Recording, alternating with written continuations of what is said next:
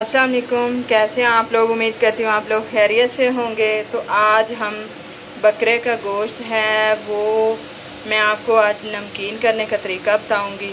इसके लिए हमने 1 चमची नमक की ली है और प्याज, अदरक, लहसुन लिया है, 4 अदद हरी मिर्चें ली हैं और 1 किलो हमारा बकरे का गोश्त है तो वो हमने शामिल कर दिया है।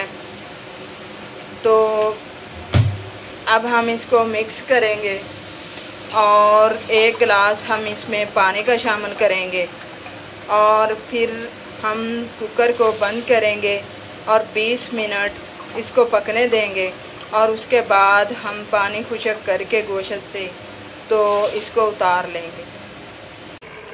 ये देखें जी, गोश्त नमकीन हो चुका है, 30 मिनट हो गए हैं और जो इसमें थोड़ी सी यखनी है उसको हम अभी खुश्क करेंगे। जब यह खुश्क हो जाएगी तो नमकीन गोश्त की रेसिपी तैयार हो जाएगी। ये देखें जी, नमकीन गोश्त की रेसिपी तैयार हो चुकी है। उम्मीद करती हूँ आपको ये रेसिपी पसंद आएगी।